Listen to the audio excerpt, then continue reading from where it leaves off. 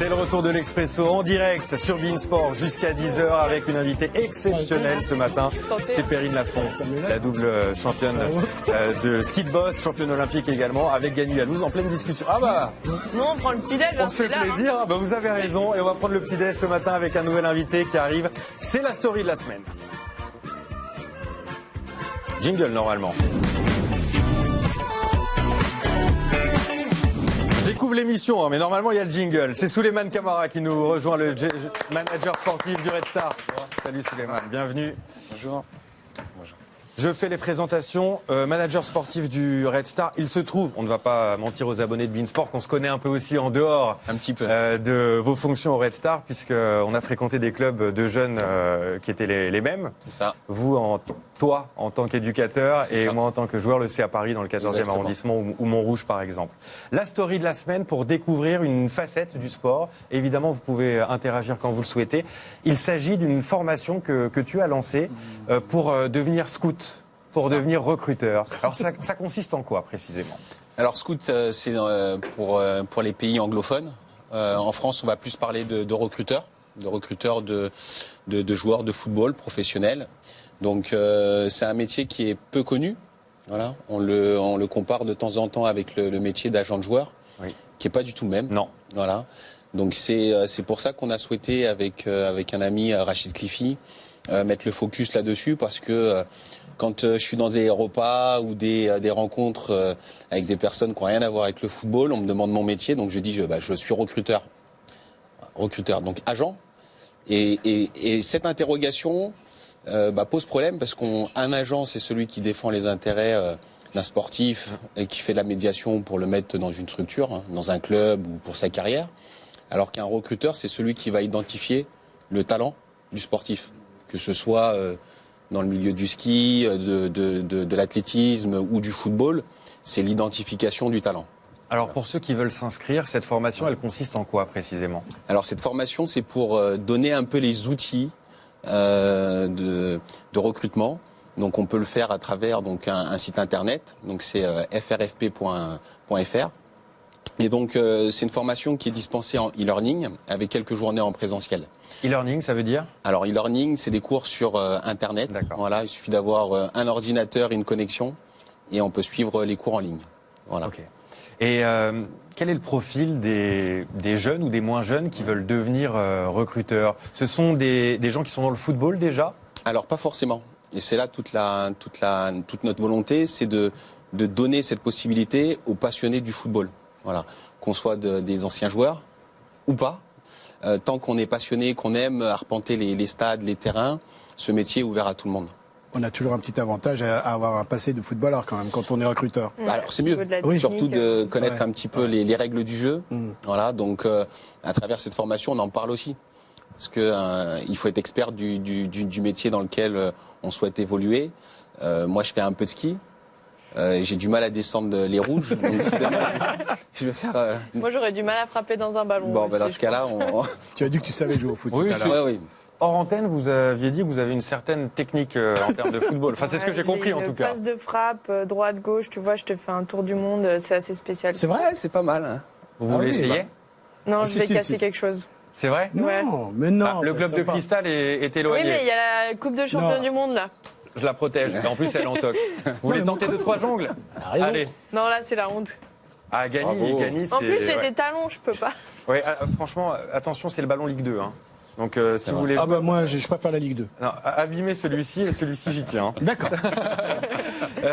On revient à notre cœur de discussion, Souleymane. Concernant le recrutement, c'est du recrutement de jeunes ou de moins jeunes ? Ça concerne toutes les tranches d'âge ? Alors, on est sur justement 2 modules. Un module qui concerne les jeunes et un module qui va concerner les professionnels. C'est 2 métiers qui sont différents. Le module pour les jeunes va concerner en fait les jeunes joueurs de 12 à 17, 18 ans et les professionnels donc au-dessus de 18 ans. C'est pas la même chose parce que sur les jeunes, donc il y a tout l'environnement, c'est pas la même pratique. Sur les tout jeunes, c'est des matchs sur demi-terrain à 8, donc 8 contre 8, et après c'est des matchs 11 contre 11. Donc le terrain n'est pas le même, l'observation n'est pas la même.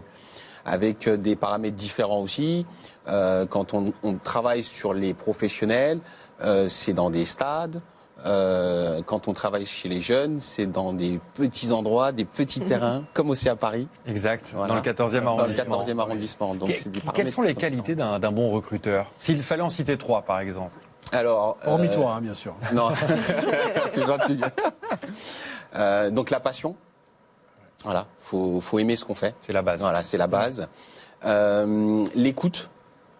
Voilà, parce que c'est important d'écouter tout l'environnement, d'écouter les parents chez les jeunes, les agents sportifs chez les moins jeunes. Donc l'écoute et puis la discrétion. Voilà. Et si je peux me permettre, Samuel, et comment ça se passe après dans l'accompagnement? Parce que tu recrutes, Ouais. effectivement, tu identifies les talents, mais après, il y a le côté aussi de l'accompagner, parce que Ouais, quand bien on sûr. voit que tu identifies à 14 ans, Ouais. je pense qu'il y a un accompagnement, tu parlais de l'écoute, de la fait. bienveillance, et on sait qu'un athlète, en général, c'est un radar affectif. Ça marche, ça Complètement. l'affecte un athlète. Je veux dire, le Ouais, coach, tout c'est à le fait. fournisseur officiel de confiance en soi, et puis l'athlète, il a toujours besoin de ses repères, ce que tu as évoqué tout à l'heure. Exactement. Tout à fait, ouais. Et toi, à la différence de l'agent, c'est ça. Ouais, Est-ce que complètement. tu accompagnes tout le temps tes athlètes, toute leur carrière? Du coup, la différence avec l'agent, c'est que le recruteur, il est employé d'une institution. D'accord. Donc de l'association, du club, de la société sportive. Du coup, l'accompagnement, il se fait pas simplement à travers le recruteur, mais sur une équipe pluridisciplinaire. Donc il y a le recruteur, après il va y avoir l'entraîneur. Tout à l'heure, vous parliez d'un sujet important, c'est le préparateur mental. Aussi, ouais. Ça, il y en a très peu dans le football, mais c'est important. Ils en auraient besoin? C'est même un Tout peu à fait. tabou, hein. On en parlait avec le Paris Saint-Germain. Est-ce que le C'est PSG ça, n'aurait ouais, pas besoin d'un que recruteur un club mental? comme ça. Alors ça se Un qui a développe de plus en décomplexé, plus. qui a décomplexé Ouais. totalement quelqu'un qui a affiché, c'était Teddy Riner, Ouais. Oui. qui est Myriam Salmi, et Ouais, complètement. il l'affiche totalement, il n'y a aucun à tabou, fait. et c'est ce que tu as raison Samuel, c'est tabou, et je trouve ça dramatique, complètement. alors que le mental c'est quand même essentiel. Exactement. Donc aujourd'hui, dans le football, ça se fait au travers de l'optimisation de la performance. Ouais. Que ce soit moins violent. Ouais. Voilà, donc on englobe dedans. Donc l'accompagnement, il va se faire aussi à travers cette équipe-là. Ceux qui vont accompagner le joueur au quotidien, donc les animateurs, la partie scolaire qu'on néglige de temps en temps. Ouais, Voilà, exactement. avec ce double projet qui est important. Donc l'accompagnement, il se fait vraiment au quotidien et pas simplement avec le recruteur. S'il fallait citer une structure ou un club qui est particulièrement efficace dans le recrutement, dans le scouting comme on dit en Angleterre.